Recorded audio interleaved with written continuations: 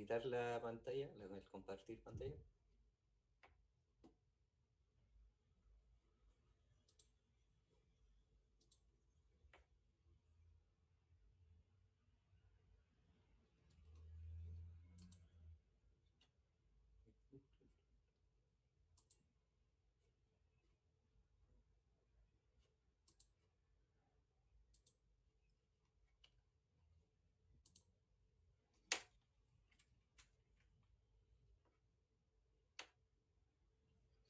Dale, Juanito, te muteado.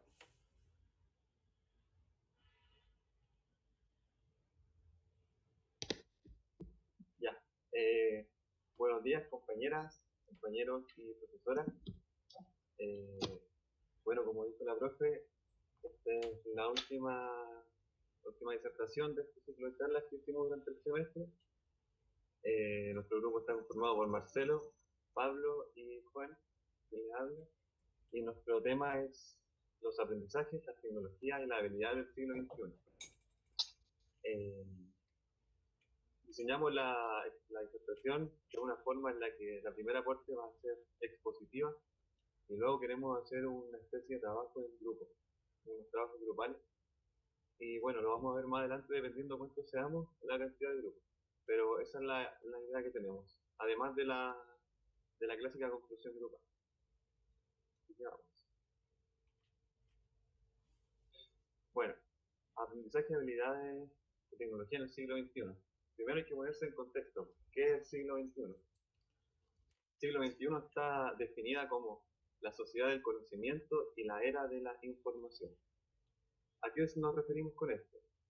Que hay una facilidad en el acceso a múltiples conocimientos, vía internet, vía libros, obviamente hablando desde una perspectiva occidental, ¿cierto?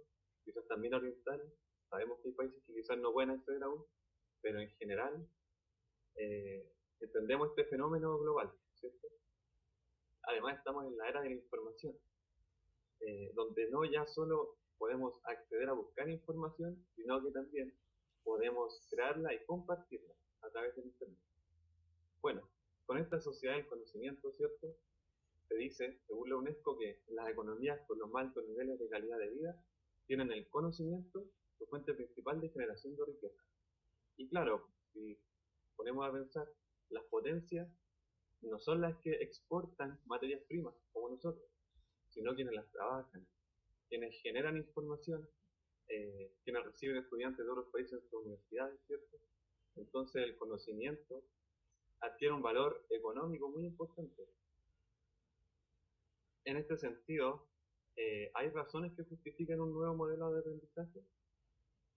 Sí, sí las hay. Partiendo por algunos como que existe hoy en día un nuevo tipo de estudiantes. Eh, Hoy en día los cambios, ¿cierto? La globalización nos hace ir tan rápido en este mundo interconectado que los estudiantes están también naciendo y procesando información de una manera mucho más rápida como se hacía antes. Eh, Además, este nuevo estudiante del siglo XXI, ¿cierto? Se dice que carece de motivación. En general hay una alta tasa de abandono en los países occidentales, ¿cierto? Eh, Además existen nuevas formas de aprendizaje alternativas a la escuela y se dice que la escuela en realidad no nos prepara para la que es la vida real y el trabajo. Bueno, y esto sumándole que los paradigmas impuestos por la revolución industrial, ¿cierto? Son los lineamientos de la escuela que tenemos hasta hoy en día. Como sabemos, durante el siglo XVIII se creó esta idea de la escuela para poder formar mejor a la mano de obra para las industrias. El concepto en todo caso no ha cambiado mucho ni siquiera en lo ideológico, ya que la, el contenido, vamos a decirlo ahora, que aprendemos en la escuela sigue siendo con un fin laboral, digamos. Entonces, si los paradigmas impuestos son del de la revolución industrial, tiene mucho sentido de que los estudiantes vayan desmotivados a la escuela e incluso no le encuentren sentido. Por una investigación hecha por la misma UNESCO, se dice que en los Estados Unidos el 80% de los estudiantes en secundaria cree que la escuela en realidad es inútil para la vida, y el 60% del mismo país no va a la escuela para aprender, sino por otros motivos. Pues, quizás obligación, quizás eh, tiene que ir porque no puede quedar solo, etc.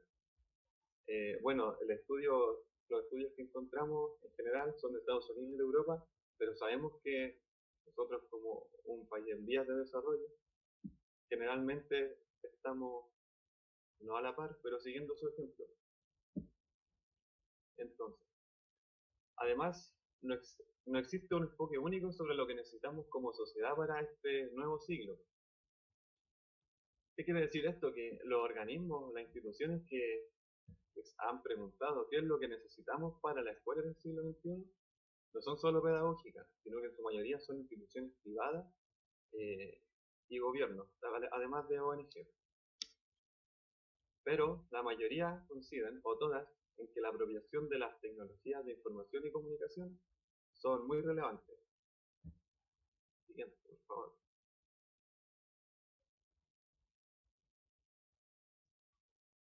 Bueno, eh, se dice que tenemos que cambiar los contenidos y los saberes de la escuela por competencias y habilidades. Bueno, se define con competencias, la APEC define las competencias como los conocimientos, capacidades y actitudes necesarias para ser competitivos en la fuerza laboral del siglo XXI. Y eso tiene que ver con lo que les decía antes, que no solo la estructura de la escuela se ha mantenido, sino lo ideológico detrás de esto, ¿cierto? Competitivos en la fuerza laboral del siglo XXI. Bueno, además se dice que tiene que haber un aprendizaje a lo largo de toda la vida, se tiene que potenciar la resolución de problemas, la autogestión y el trabajo en equipo, ¿cierto? APEC, que sabemos que es una instancia meramente económica. Bueno, la UNESCO creó la Comisión Internacional sobre la Educación para el siglo XXI y hasta en el año 1996 crea el informe Delos. Este informe nos habla de 4 pilares fundamentales para el aprendizaje del siglo XXI, ¿cierto? Y estos pilares serían, dale Pablo,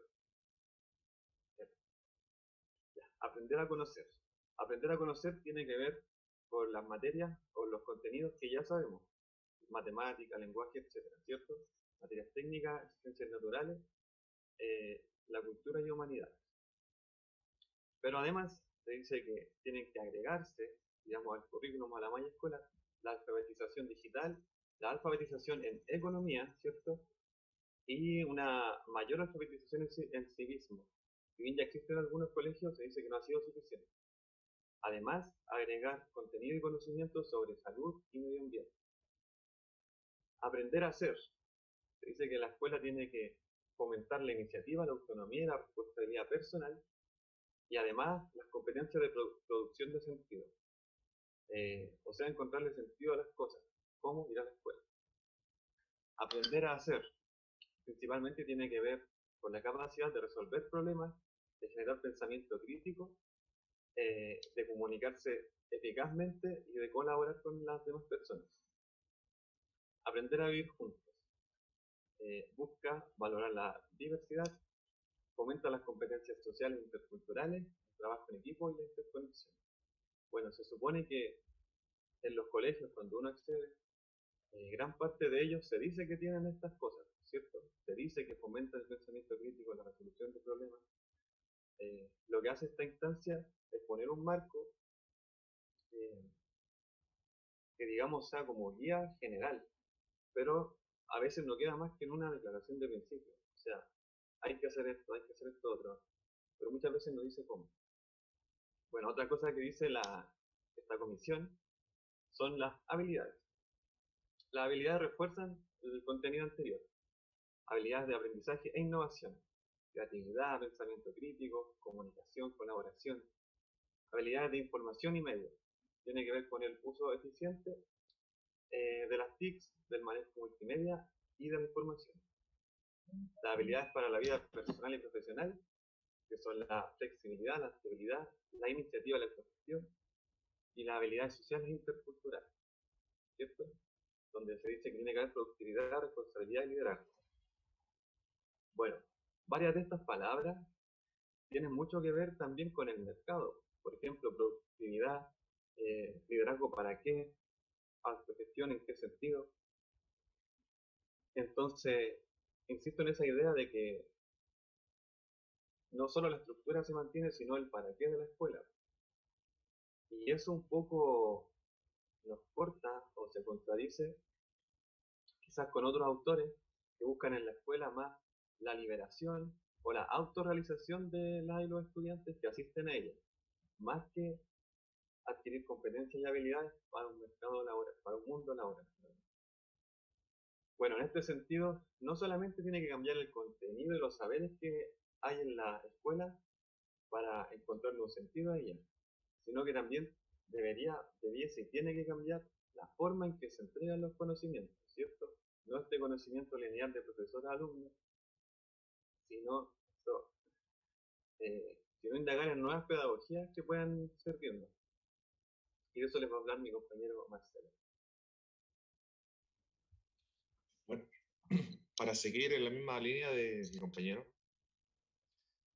claro, por una parte están las pedagogías que por la cual se transmite el conocimiento, o como había dicho mi compañero anteriormente, nuestras competencias y habilidades. Bueno, eh, según McLaughlin y Lee, la enseñanza del siglo XXI se basa en tres principios pedagógicos, como a grandes rasgos, por así decirlo. Lo que conlleva la personalización, la participación y productividad. La personalización hace referencia a que generemos en el estudiante enseñanzas a través de las experiencias vividas y a través de las emociones que tiene el individuo y asociarlo directamente con el contenido. La participación se refiere a que el alumno no solamente sea un receptor de la información que recibe, sino que también pueda pensarla, cuestionarla y reflexionarla en diferentes aspectos. Y por otro lado está la productividad, que a través de estas dos, de la emoción, la experiencia, más la participación, como el derecho de cuestionarse, genere en sí mismo un autoaprendizaje, un aprendizaje entre pares, y posteriormente ya al egresar de la escuela, podríamos decir, eh, vaya generando algo productivo con respecto a todo lo que ha aprendido. Siguiente, por favor. Ya. También está, por otra parte, el aprendizaje profundo, denominado por Kate Sawyer. Bueno, ahí tenemos como dos mundos que podríamos decir que en el siglo XXI estamos como, o están como cambiando. Eh, por una parte tenemos el lado del memorizar contenido, ¿ya? El memorizar contenido hace referencia a que, como la palabra lo dice, eh, es quedarse solamente con cierto nombre y con un contenido súper rígido y que no va más allá de que el alumno pueda experimentar, pueda cuestionarse, pueda criticar, eh, sino que es algo súper rígido como receptor. Y eso genera a la vez que realice hechos inconexos, que no lo pueda conectar con otros contextos, con otras habilidades. Y por otra parte está todo lo contrario, o sea, generar un mundo de enseñanza a través de sus pares y bueno, comprender todo eso mismo a través de la experiencia. Conocer también el contenido en diversos contextos. Esto se hace referencia a también un trabajo en grupo. Estas nuevas pedagogías destacan mucho el trabajo en grupo para ir como generando ese espacio en donde se pueda debatir, donde se pueda discutir, en donde se pueda reflexionar sobre un contenido, mejor dicho, una habilidad o una competencia. Prosiga, compañero. Eso. Bueno, y también tenemos como por el lado B el desafío del profesor, porque es el que entrega como la enseñanza o el contenido derechamente. las estrategias por parte de los docentes, bueno, por un lado es el uso de la investigación en serie. ¿Ya? ¿Por qué el uso de la investigación en serie? Porque anteriormente pasaba mucho que los alumnos solamente se quedaban con lo que decía el profe. O sea, lo que dice el profe es. Y no iban más allá de como de investigar si era cierto o qué bases tenía el profesor para realizar el contenido.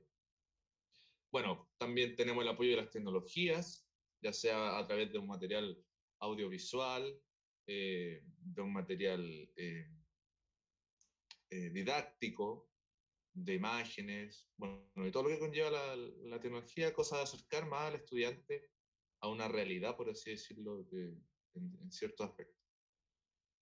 Y bueno, esos dos puntos anteriormente generan un tercer punto que es contribuir a desarrollar reflexiones de alto nivel.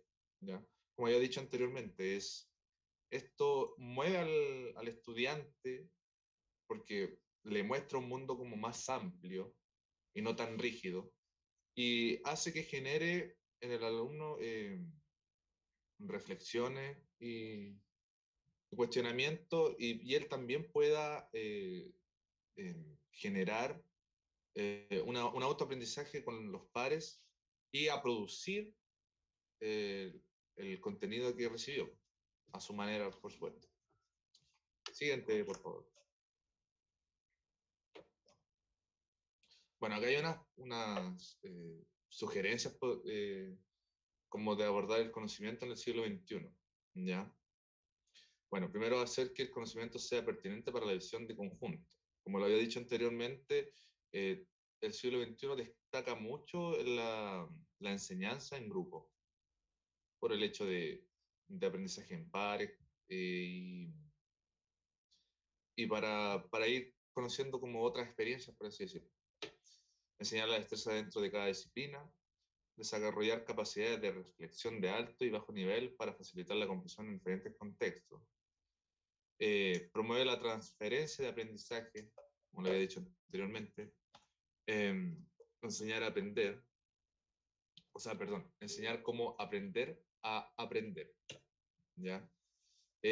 Abordar directamente los malos entendidos, a que se hace referencia como los malos entendidos, podríamos decir que es como destacar, o sea, no destacar, sino que corregir derechamente los contenidos como erróneos o la forma de interpretar que tiene el estudiante bajo ciertos contenidos para que posteriormente no se genere como un, un como un error después en la aplicación del contenido. Promover el trabajo en equipo, aprovechar la tecnología como apoyo de aprendizaje y fomentar la creatividad de los y los estudiantes. Bueno, a continuación, en el punto 8, en el aprovechar como apoyo las tecnologías como apoyo de aprendizaje, a continuación le hablará mi compañero Pablo Campos.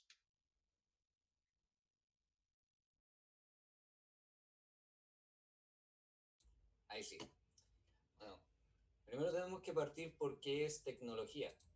Y tecnología lo vamos a entender definido por Blurton como un conjunto diverso de herramientas tecnológicas y de recursos utilizados para comunicarse y para crear, difundir, almacenar y administrar información.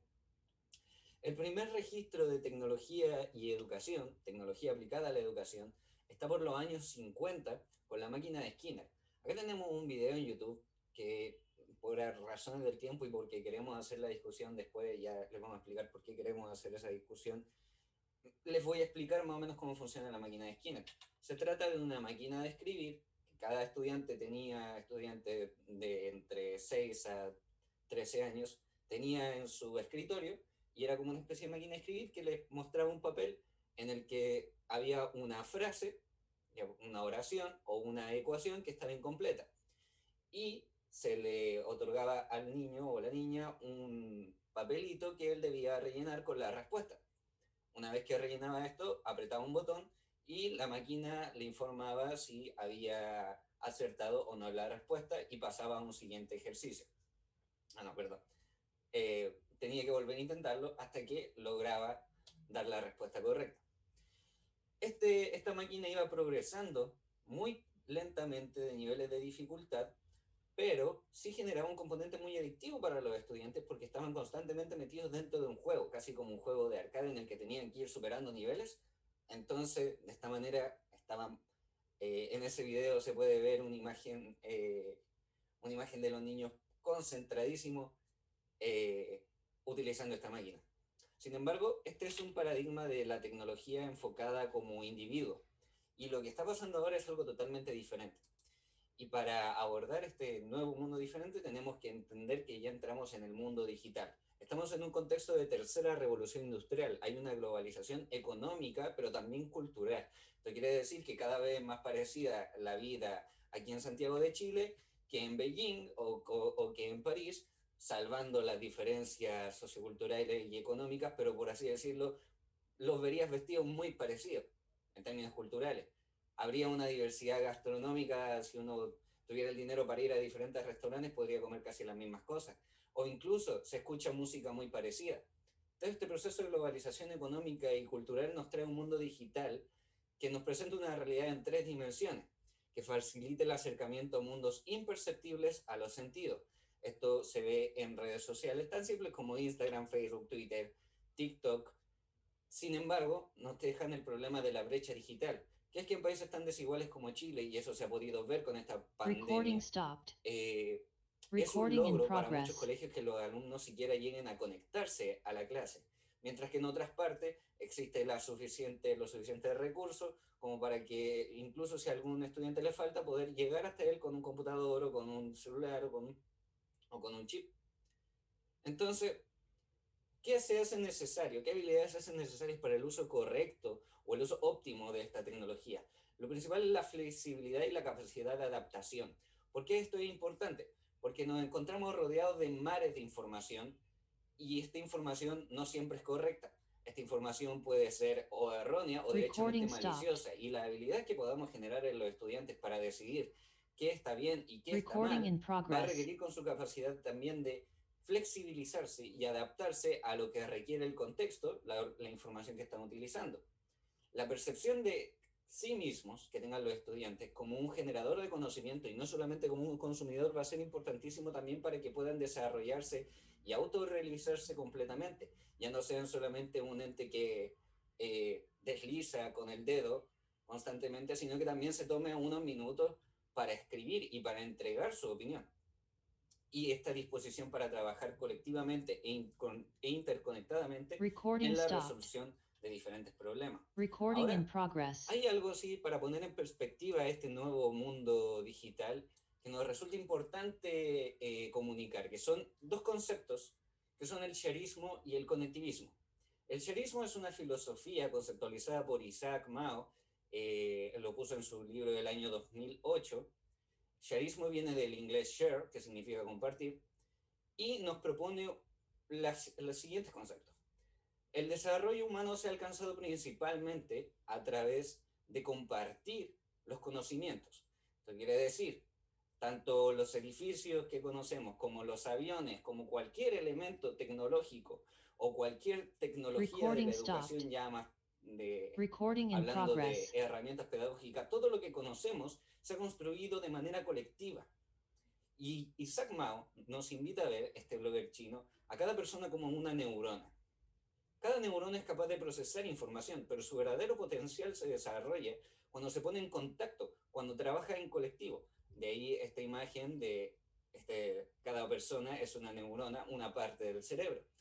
Efectos de esta filosofía, que no digamos que es la causa de, pero sí es un representante de todo lo que podemos acceder gratuitamente en términos de conocimiento e incluso de entretención. Por ejemplo, todos los programas pirata a los que podemos acceder, o todos los programas gratis, o todos los programas que nos dan una versión de prueba, pero al final podemos seguir utilizándolo gratis, como son WinRAR, tienen una relación estrecha con esta filosofía de que al final el mayor progreso o el mayor avance como humanidad lo vamos a tener en cuanto compartamos. Incluso podemos ver esto dentro de nuestra propia realidad como estudiantes. Están las estudiantes que graban las clases y las comparten, los que comparten los diferentes resúmenes, etcétera. Todo ese proceso de compartir conocimiento que va potenciando el desarrollo de todos y cada uno. Quien comparte, al compartir, ya recibe un avance y un beneficio.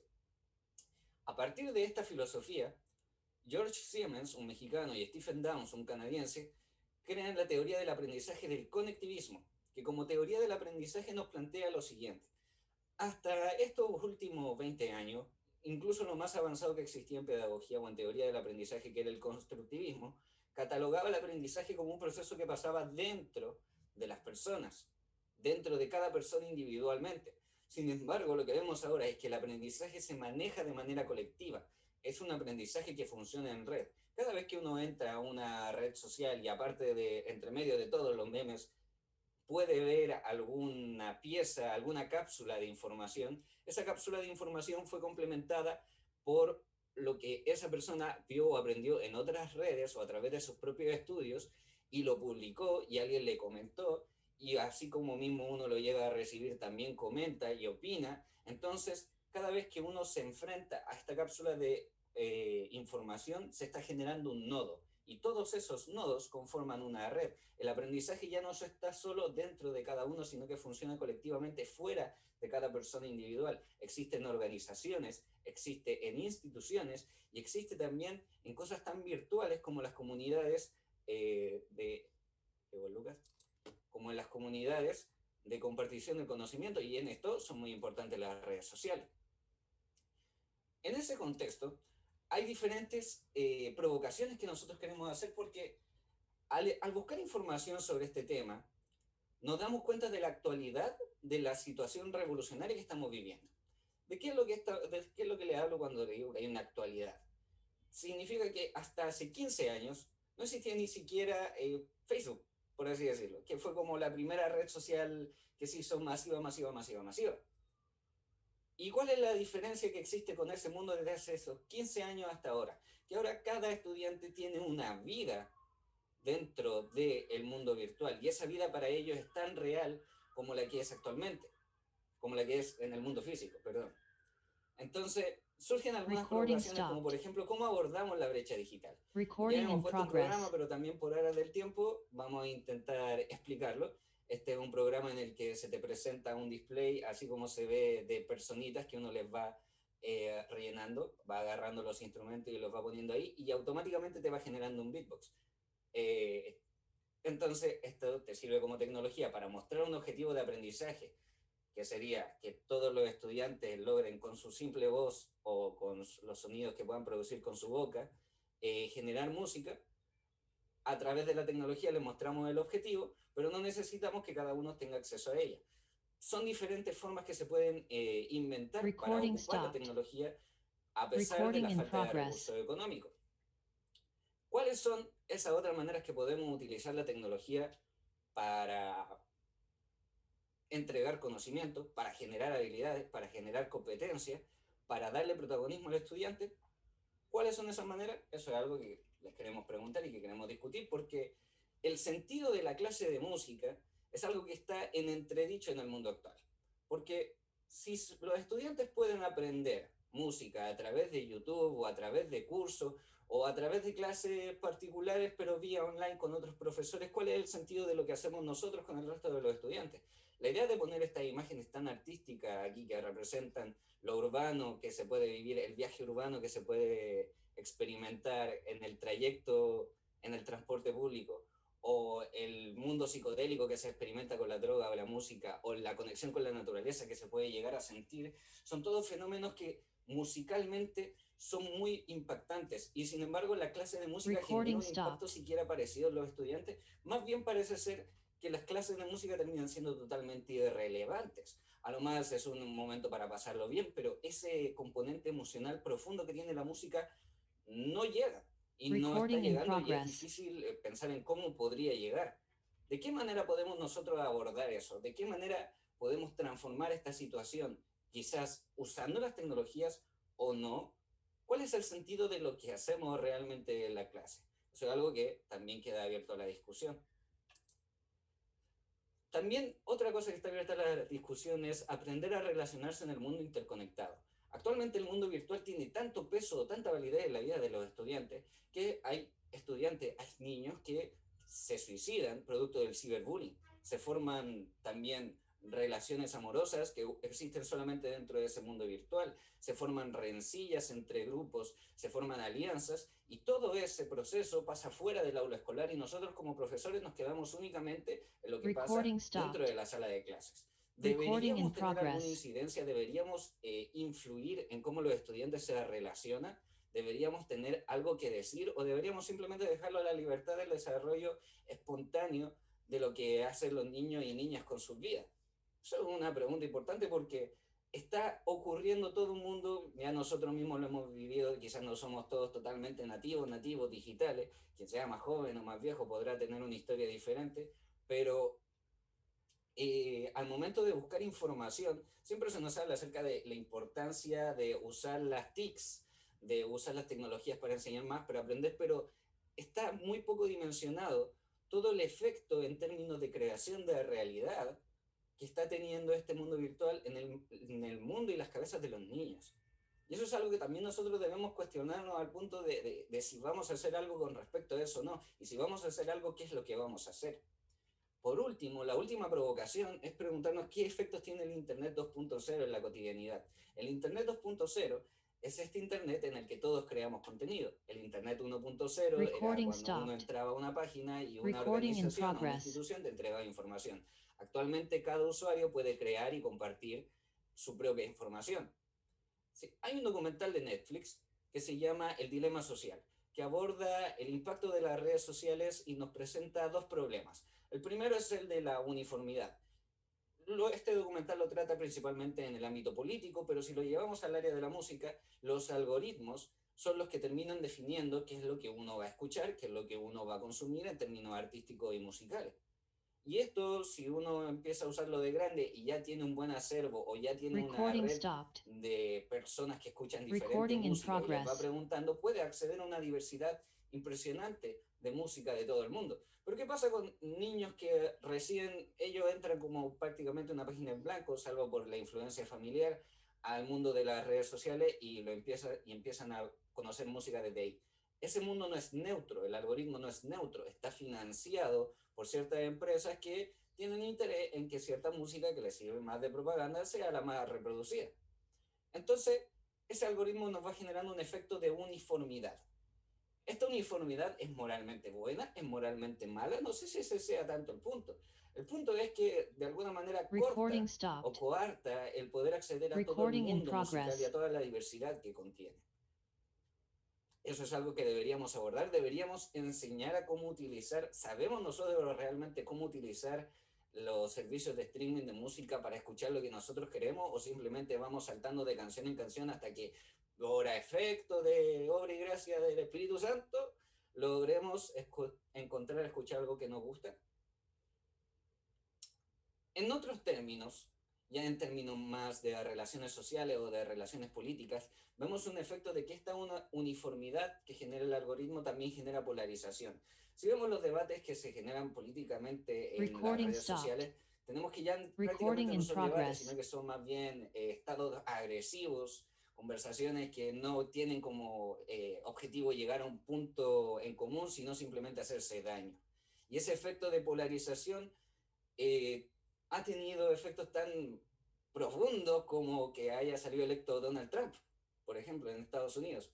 Este efecto de polarización sumado a la información que te bombardea una red social. Y este proceso que es tan potente, incluso en adultos, en niños lo es aún más. Y volvemos de nuevo entonces a la idea de cómo clasificamos la información correcta o errónea, cómo identificamos lo que es propaganda política, cómo identificamos todo aquello que nos está formando y construyendo a nosotros sin que nosotros nos demos cuenta. ¿Eso es importante para un profesor de música abordarlo, tenerlo en cuenta o simplemente es tema de otros profesores? Esa es otra pregunta que queda al aire. Y bueno, eso sería esto ya sería nuestra bibliografía y eso sería las preguntas que nosotros queremos hacerle y por qué nos queremos dividir en grupos, porque nos parece que es un tema que tenemos que saber desde la experiencia, porque así como buscando información en la web, que tiene que ver con el charismo esto de que todos nos conectamos e incluso nuestros trabajos están hechos sobre los hombros de otras personas que ya hicieron esta gigantesca red de conocimiento. Nosotros en este mismo espacio podemos generar algo de conocimiento que después termine influyendo en nuestras futuras clases o quizás no influye en nada. Todo eso va a depender acerca de lo que hagamos en el cotidiano. Finalmente, profe, si está por ahí, ¿está por ahí, profe? Sí. Sí. ¿Nos puede dividir en 3 grupos y que quede Juan en uno, yo en uno y Marcelo en otro? Uy. O sea, lo quiere hacer más difícil. Sí, por favor. Más difícil. A ver, es que me voy a demorar en eso. Espérame, tengo un problema que no sé si se han dado cuenta, pero se me ha caído la conexión varias veces. ¿Ya? Así que, no sé, voy a tratar de hacerlo rápido por si me caigo. Voy a tratar de hacerlo, a ver, ¿cómo los veo? Ustedes no se metan, yo lo voy a hacer automático, pero ustedes no se metan a los grupos. Voy a hacer 2 grupos nomás porque son poquitas personas, ¿ya? Yeah. ¿Les parece? Déjeme crear 2, crear sala. Ya, automáticamente. Pero ustedes 3, si quieren alguna... Ah, sí, pues es que tendrían que ser... Porque son 15 personas, pero dentro de las 15 estoy yo y están ustedes 3, entonces son 11 personas nada más. Tiene sentido hacer 2 grupos, ¿no?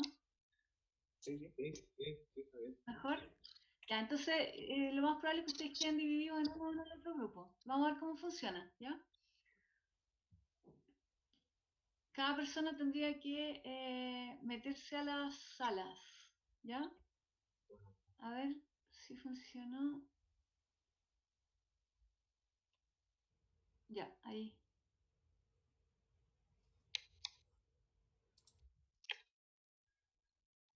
Pueden meter cada una tiene que entrar ahora a la sala.